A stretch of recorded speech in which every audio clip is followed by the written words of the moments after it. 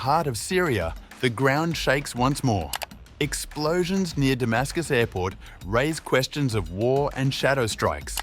Officials detained over killings in Sweida. ISIS families caught in a daring escape bid. And an Israeli raid deep inside Quneitra, a night of fire, fear and fragile truths.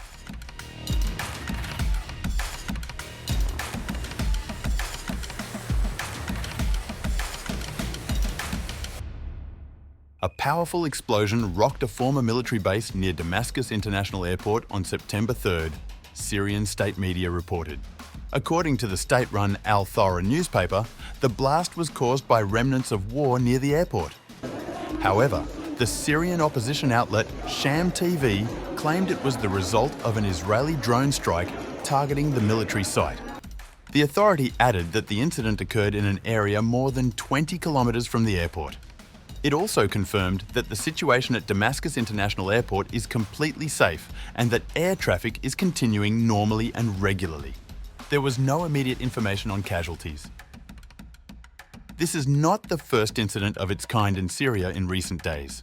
Earlier on September 1st, Syrian media reported that an explosion was heard in the city, caused by the Syrian army's engineering units detonating war remnants in the western Aleppo countryside.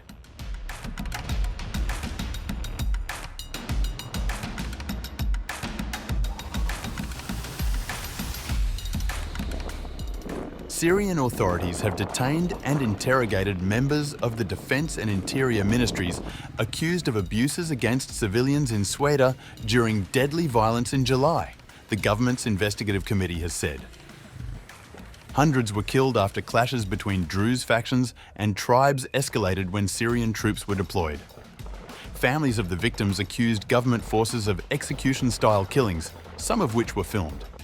Committee spokesperson Amr Zedin confirmed that personnel had been referred to the judiciary over their suspected involvement. He declined to give numbers, but said they were Syrian nationals acting in an individual capacity. They were detained by the Interior and Defense Ministries to be transferred to the judiciary when the investigations are concluded to be publicly tried for the crimes they committed against Syrians.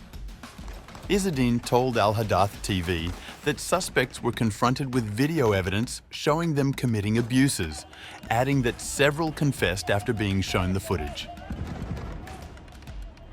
Amnesty International has urged Syrian authorities to hold government forces accountable for the extrajudicial executions of Druze civilians on July 15th and 16th. In March, the Syrian military faced similar accusations over mass killings of Alawites.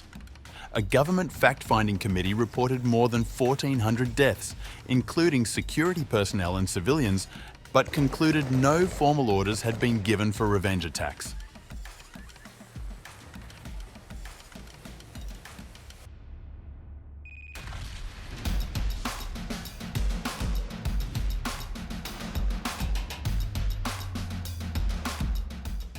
Syrian Kurdish forces say they foiled a mass escape attempt from the Al-Hol camp in northeastern Syria, where thousands of suspected ISIS members and their families remain detained. On September 2nd, Kurdish security forces intercepted a large vehicle carrying 56 people, including women and children from ISIS families, as it attempted to leave the camp. In a statement, they said the escapees had boarded the vehicle in an abnormal manner before trying to pass through the main gate. All those inside were arrested. Al-Hol currently holds about 27,000 people, including 15,000 Syrians, 5,000 Iraqis, and 6,300 women and children from 42 foreign nationalities. Since ISIS's territorial defeat 6 years ago, Kurdish authorities have repeatedly urged foreign governments to repatriate their citizens. While many Western nations have resisted, Iraq has taken back nearly 17,000 people, mostly women and children. Separately, 7 Syrians were detained in an overnight Israeli raid in Quneitra, local media reported on September 3rd. State-run Al-Ikhbariya TV said Israeli troops entered the town of Jubata al-Khashab, located in the northern Quneitra countryside within the disengagement zone of the occupied Golan Heights. The Israeli military has not issued an immediate comment.